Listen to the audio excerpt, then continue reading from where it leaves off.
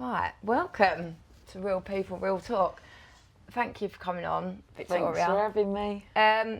Obviously, I met you through recovery, but I don't really know too much about your childhood, how you got into drugs.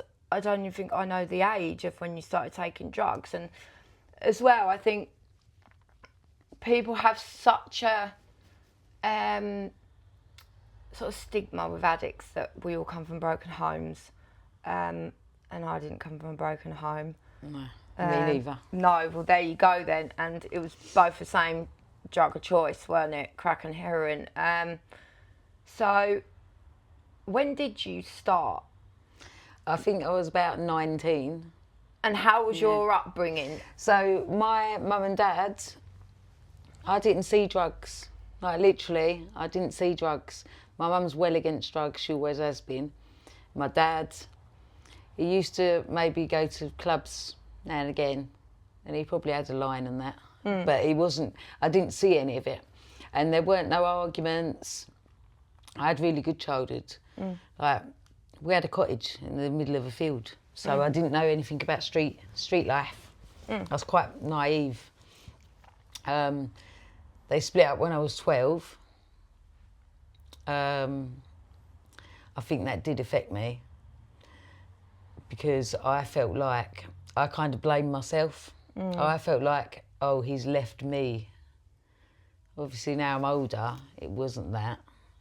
Things happen with adults, relationships. Yeah. But I felt like abandoned. Yeah. And yeah, I kind of seeked maybe outside attention. Yeah. That's what it was. And I started hanging around with like the wrong people. I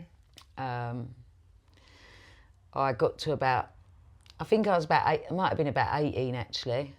Yeah, maybe 17, 18. And I started taking temazepam. Prescription pills really I started with, but I used to love them. Yeah. I loved them. Yeah. I used to take them, and then I'd be like, my friends who took them as well was like, yeah, you got to have a drink with them because it brings up the buzz better. So that was our little weekend thing. Used to take them, have a few drinks. But other people, I probably was always an addict, yeah, because when I think about it now, other people, like even the mates that I was doing it with, they'd take like 3 or 4. Yeah. I'd take 8 or 9. Yeah. I can't just have a couple. Like, what's the point in that? Yeah. I want to get out of it. Yeah. I don't want to just have a little buzz. Yeah. That's not a bit of me. I relate to that as well. You just think, my using seems a bit different to everyone else's. Like, hang on a minute. Why are you only having a couple? Yeah. Why are you only having a couple? Weird. If you want to buzz. Yeah. That's obviously how it led to heroin with me. Yeah. Because the people that I was buying the temazepam off, they was already on like crack and heroin. They'd probably been on it for years. But like I said, I didn't know. I was quite naive. I didn't really know about street life, drug life. So when I used to see, me and my girlfriends used to go to this fella's house. He was a bit older than us, and he'd be smoking it on foil, and I used to see him nodding out.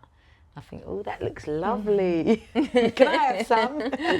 That's what I want to be like. Yeah, and do you know what, you saying that actually, I was watching something online the other day, and someone was talking about train spotting, and I remember thinking, fucking hell, like, I was really curious, like, you know, oh yeah, I'd love to try that, I'd love to feel that.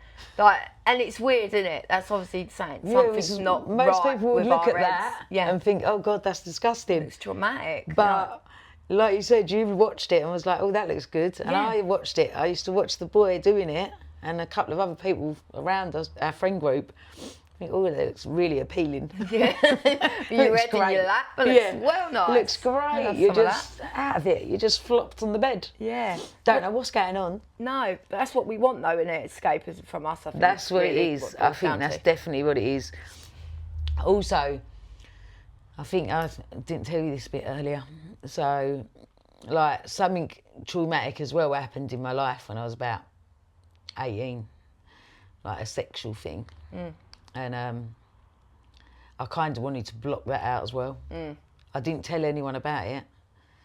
It was like attempted rape, but I didn't tell anyone about it. I kept it to myself, and then that kind of spiraled my drug use more. Yeah. Because I kept it in, I didn't tell anyone, but I wanted to block it out in my head. Yeah. Yeah, and I thought doing drugs will take away the pain of it. It don't work like that, does it? No, it don't. That pain's always still there. That's the thing. Yeah, it might blot it for that split second For a or while. whatever, how long, whatever you're taking, but the problem is still there. Yeah, and it's not going to go away. It happens. Do you know what I mean? Whatever happens in your life, shit happens. Yeah. I know that now. Like, now I'm just kind of like, it is what it is. Yeah. Do you know what I mean? Things happen to a lot of people and they don't turn to drugs. No. But maybe, because like you just said, things like that appeal to us already from a young age. We just think that's kind of normal. Yeah. Do you know what I mean? We're just like, yeah, like most people would look at stuff like that and be like, nah, look at them train spotting people. No, And we're thank like, you. wow, We're like, yes. this is great. Can I have some? So, when did you start taking heroin? So, did you drink or anything before you was on the Tamazes? Like, or Not really, no. No, so you were sort of like 17, 18, and then that was and I never sort of really liked alcohol. I think I only used to drink it because it used to bring up the temazepam. the buzz of the just the Tamazes more. mixture of it, rather than the actual alcohol. Well, anything itself. kind of doctor's pill that says avoid alcohol, I used to be like, right, get the I alcohol. love the alcohol with it, yeah, as we do. Yeah, so when did you start taking heroin? I think I started about 19, 20, but the addiction really took hold quick. Do you know what I mean? I was only on it for a few weeks. I say 2 or 3 weeks. And I hated it when I first started doing it. I liked the buzz, but I used to be sick.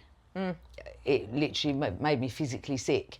But the people that I was around was like, no, that's part of the buzz. Yeah. So then about 2 or 3 weeks in, I woke up one day with like stomach cramps and felt like shit. And I rung up the fella whose house we used to sit round and said, oh, I can't come out today because I don't feel well. He's like, have you got money? And I'm like, well, yeah. Okay, well, come and meet me and I'll show you. Won't be ill. Like, I'll show you why you're not well. I literally done 2 lines of it and I felt fine. That's it, brand new. And then I knew, well, I didn't really even know I had an habit at that point. No. To be honest, I didn't realise what an habit was. But I just knew that if that makes me feel better when I'm ill, I want to keep doing it. Yeah. Oh, yeah, So, 100%. Yeah, so you just got into that cycle then. And that's what's making me feel better. I'm going to keep doing it. I'm just going to keep doing it. I don't want to feel that ill what I felt again. No. But then, it really progressed. Like, I say when I was 21, it was like at my peak. Like, it really progressed. There weren't no drugs really. Well, there was drugs where I lived, but everyone used to go to Stoke Newton and that to get it, like up London. And where these people that I used to smoke it with and that, they was older than me, a lot of them drove. So I used to just go to their house in my area, and then we'd go in the car and we'd go up to London and we'd get it there. Yeah. It was like the strongest bit probably, that's why. Yeah. But well, that's where we used to get ours from anyway. Like, it used to come down from London. There weren't really any of it that I know of anyway when I started it from actually round here. People used to go, all the way up to London to get it. Stamford Hill and that. Stoke Newton. I don't know about Stamford Hill. I never used to go up there, but that's your area. Yeah, that was where I actually, even if you couldn't get the lift, obviously once I was in the addiction and I couldn't get the lift, I'm like, train journey. Yeah, jump on the train. Yeah, I'd sometimes be up there for a few days on the trot because I'd just sit in a crack house. Yeah. I think that was normal. Yeah. Even when, then I had my daughter when I was 23, but I was so bad. I was in a fucked up place. I was so ill, but I called her Angel because I thought when I got pregnant she's my angel, she's going to save me. Yeah. I won't do drugs anymore. And I did stay clean during the pregnancy. But then once I had her, I think she was only like 4-5 weeks old, and I got back on it. Yeah. I've got a memory of she must have been about this big, about 3 months old she was. And I remember taking her down on the train to the crack house.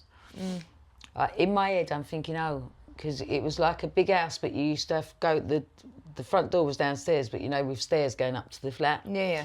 So in my head, I'm thinking, I can't take her up there because there's like dodgy people and drugs going on. I left her in her pram downstairs at the front door of a fucking crack house in the middle of London. No. I thought I'll only be 10 minutes because you do, don't you? Tell yourself you're only going to be 10 minutes. Yeah. I must have been up there for like 4 hours. I know. And she's just sitting in her buggy. It's newborn. It's insane, isn't it? What it Mental. does to us, and the whole, like, for me, I think, like, everything was just so delusional and so, like, but when we actually thought or think about it at the time, we justify it. Like, that's normal. Yeah, and we it's think like, it's normal. How is that normal? Yeah, Like, in my head I'm like, no, it's better than taking her up into the actual room.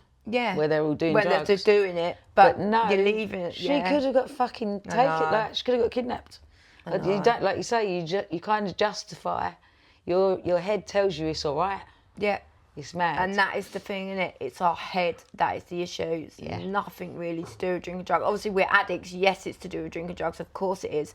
But it's that whole delusional thinking. It's our brain. It's our brain. Definitely that is our the brain. issue. And I shared that in the meeting last night, is that when I first got into the meetings in the rooms, people were saying to me, oh, you're going to be brainwashed. And I was like, okay, but my brain needs fucking washing. Yeah. It seriously needs washing, so I'm happy to be brainwashed. Yeah. If that's what it does, and I can be well, and I can stop doing this shit. Wash it out, Please go for it. Yeah. Let me keep going to these meetings then. Yeah, I like that. Do you know what I mean? Yeah, I've never heard that before either. Yeah, but that's what we need, isn't it? Fucking washing our brain, definitely. So, you had a normal-ish upbringing. I know you said your mum and dad split up, but there was nothing trauma as a child. And that was the same as me. I never suffered nothing as a child. My mum and dad are still together today. So it's weird. I don't know if we're born this brothers way. and sisters, not addicts. Exactly the same as me. I've only got one brother, but he's not an addict. Completely different to me. Hates drugs. Isn't it Hates weird? drugs. See, I don't know whether, honestly, we're born like this. Yeah. It makes me wonder, because even as a child, before I got onto the drugs, I never felt right. Even inside. Same. Yeah, I never felt that there was always something Like you missing. didn't belong, kind of thing. Yeah. Yeah, that was me. 100%. It's like you said, like something's missing. Like you need to fill a void. Yeah. That's what constant. it is. All your life, and that's even way before you get into your teens. Before you even take do the drugs. Yeah. Yeah. So it's I don't know how we are the way we are, but we're definitely not wired like normal people. Like normal people, no way. No, or whatever normal is. Do you know what I mean? What's normal? Yeah. Yeah, there ain't a normal, but we ain't definitely. No. So when would you say things started to get sort of dark? When was your sort of... Well, I had Angel, and then I had another baby 16 months later, Kira. And then things were really bad. Like, I couldn't look after them. There's no way I could look after them. But I thought I could, obviously. I thought I was fine. I used to that. There was growing up, there's toddlers, like about a year and 3, maybe 2.5 years old and 1.5. Around, they was younger than 3 anyway, both of them. And I used to think that, I'll just save £1 so I can go and get a portion of chips to share out, and shit like that. And I never used to buy their nappies. I used to just go and nick them because I needed the money. Yeah. It don't matter if I'm getting milk tokens for them. I'm not buying their milk with it. I'll go and nick the milk Yeah. And I used to trade them in. Yeah. Or I used to sell them for money so I could go and get gear. It's literally, my mum, everything's wrapped, or it's that, and everything else comes after. Yeah. It's not, you don't have your priorities straight, do you? No. That's the thing, you can't. No. Because you need the drugs. It ain't even like you just, at this point, you don't even want them. Well, I did want them then, still, back then. Yeah. But you actually need them, don't you? Yeah. So you have to put that first. And with heroin as well, it's a physical need, Mate, isn't it? I don't even think I could change a nappy. Like, I could not even change a nappy until I've had a bit of gear. Yeah. So the toddler's running around, her nappy's probably down to her knees. And I can't do anything at the minute because my dealer ain't here. Yeah. Do you know what I mean? Yeah, I know. My mum obviously stepped in and was like, you can't look after these kids. No. Like, there's no way. I need to help. I need to help. She was helping me, but I know that now. Yeah. But at the time, I hated her. Yeah. I was like, you can't take my kids away. This is disgusting. How are you taking my kids? But thank God she did. Because, they would have been in care. There's no way social services would let me keep them. I've had them involved for so many years. And they had a lot of issues anyway. They probably would have took me to court. But the fact my mum stepped in and was like, no, I'm going to take them off her. They're going to be in my care. Yeah. Obviously helped the situation. Yeah, exactly the same with my parents as well. I'm really grateful for that today, but like you was just saying, at the time, I didn't see it like that. No. I looked at it like, you're taking my fucking kids. You're taking the piss. But I can't look after me fucking self. But like, what the fuck? But like, again, all goes back to that fucking delusional thinking, doesn't it? Yeah, and, 100%. But it's our actual head lies to us, though. Yeah. That is the crazy thing about it. We actually think that it's okay. We think it's like normal. Yeah. Yeah. We don't know anything else, though, I suppose, do we? From teenagers. It's all we've ever known. Into addiction. Yeah. It's all we've ever known, like. And then, I kind of went on.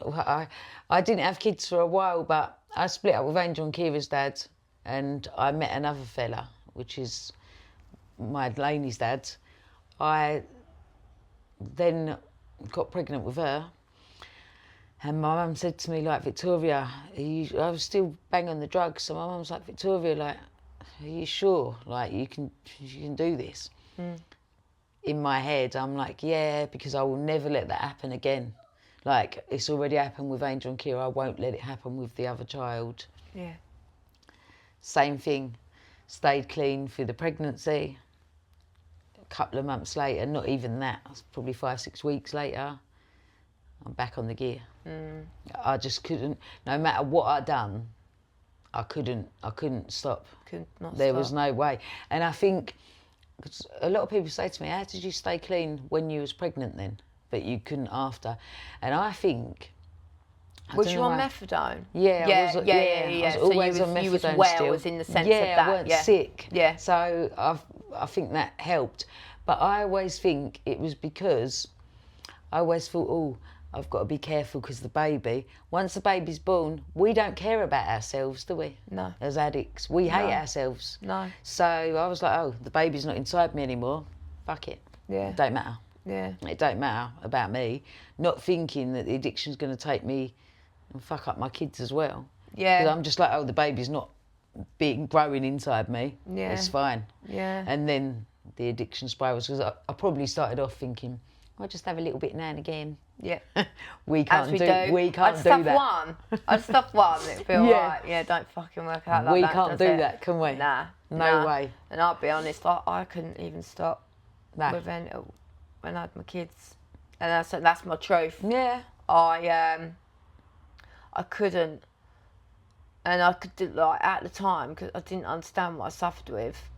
And I was sort of heavy into it by then as well. Obviously, I started young. I was 11, smoking crack at 13, was on heroin at 16. I already had a massive part of the fucking using game already. Do you know what I mean? I was already in such a... But anyway, it's all the point of the fucking obsession of the mind. It's just like a constant... Don't get me wrong, I was on methadone with them. and you know the crack. Well, when I was pregnant with Chloe, actually, I had a habit before I was on methadone, and I was actually told not to stop because when you stop, it causes miscarriage in early pregnancy, and it can cause be more dangerous. It could be more dangerous if you actually stop taking heroin. So in the end, anyway, I got on a methadone script with her. But anyway, this isn't about me. But I was just that was my truth. It was on me, mate. Yeah. It was, and that filled me with a lot of guilt and shame because I didn't understand what I suffered with at the time. You don't realise at the time. That's what I mean. Now we know, thank God, we know. Do you know what I mean? Because like it is literally an obsession.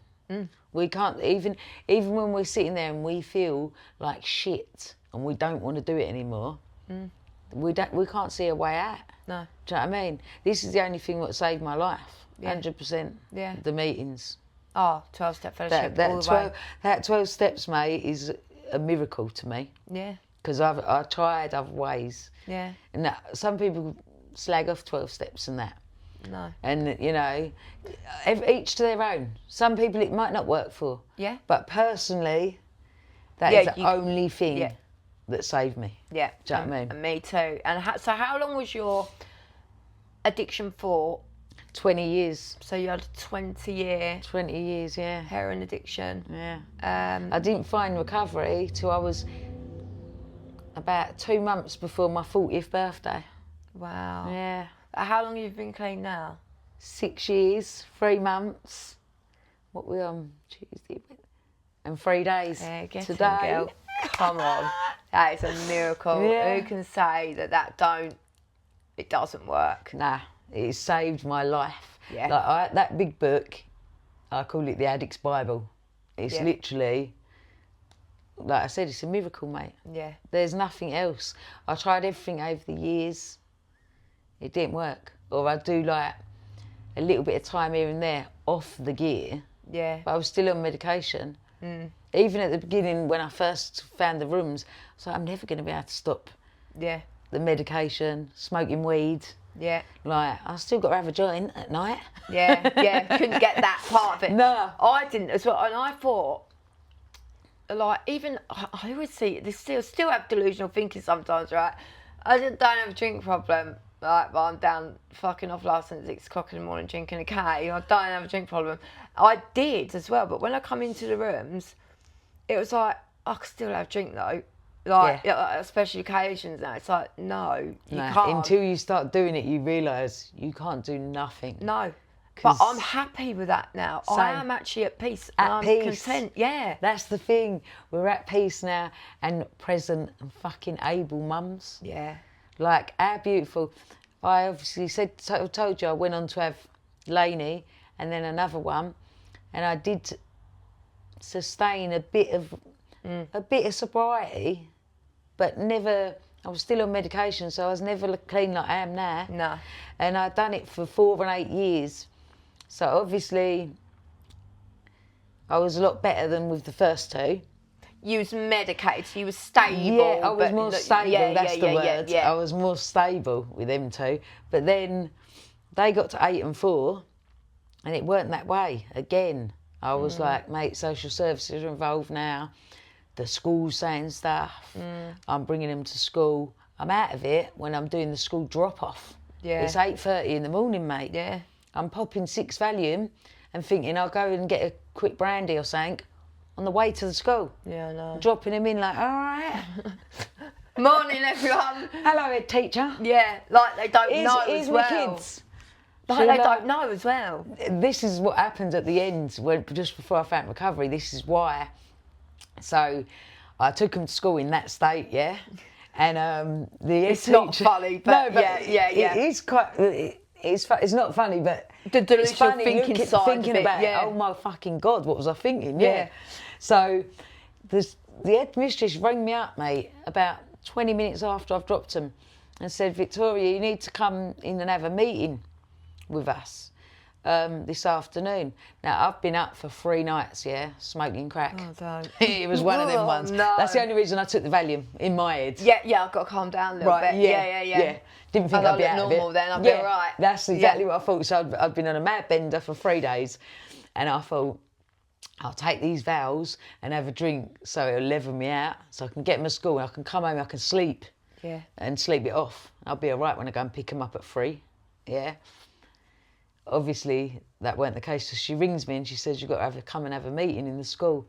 And I went, well, I won't be at the school because I'm going to kill myself. Who says that to a fucking headmistress? Where did that come from? Exactly.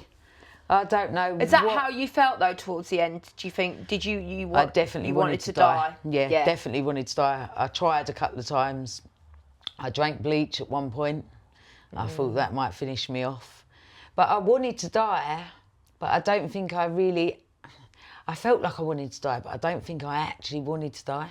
Yeah. I just couldn't live like this anymore. Yeah, you wanted it to stop one way or another. And I did think everyone's going to be better off without me. I remember once sitting in a chair in my kitchen and I had a knife this big and I had it here and I was thinking, shall I just fucking... It's the quickest way, like, shall I just cut my own throat? Yeah. Because I was depressed. Do you know what I mean? I'm happy today. I was fucking depressed, miserable. I used to dread waking up in the morning. Yeah. I hope that you wouldn't. Yeah, like what have I got to do for the day to go and fucking just get a bit of money just to get through the day? Yeah. Just to feel normal. We're just existing, aren't we? Literally just existing. We're not living. No, we're not happy. And do you know what as well? Like, I'm 7 months today. You are smashing it. Yes, thank you, babe.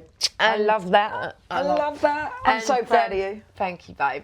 And I was thinking the other day, right, I don't even remember the last time, before I come into recovery, the last time I really had like a belly laugh or actually smiled at something or actually felt happy. Like, out of the 23-year addiction, obviously 18 years that was cracking heroin, but I would say the last 10 to 12 years of my using was absolute misery. Miserable all the time, every day, dreading the day. Yeah. Thinking, how am I going to get through the day? Now you must be the same. You wake up, you're like, oh right, well I got this to do today, I got that to do. Yeah. Your kids are waking up next to you, yeah, happy and healthy. Yeah. How much is that a blessing? I know. Like, that's the best thing ever. That peace and content and being a present and able mum. Because that's all I ever wanted as well. Same. Just to be a normal mum. I had it, but I couldn't look after him. No. We had it, but because we was fucked, we thought we couldn't stop. Do you know what I mean? There weren't no way of stopping. So no. Even though I had that before, I still felt like something was missing. Yeah. Which is why he carried on doing the drugs. Yeah. Because it was to fill that void. Yeah. But all the time my kids were there. It was only my actions that pushed them away. Yeah. Do you know what I mean? Oh yeah, 100%. Yeah, it's like, it's what we've always wanted to do it. But like I say, I just did not understand what I suffered with and why I couldn't stop when I wanted to stop and fucking this and that. But anyway, it's not like that today. I know. Life's beautiful. But do you know what? I wanted to get you on because your story is fucking amazing. Thanks. From a 20-year crack and heroin addiction, and I know we was talking before as well.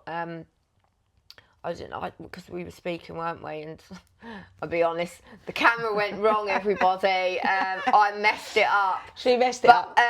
There was a bit in there where you was talking about your baby father, who was the love of your life. Yeah.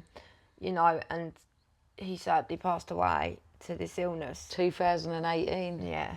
And then I found recovery in 2019. Yeah.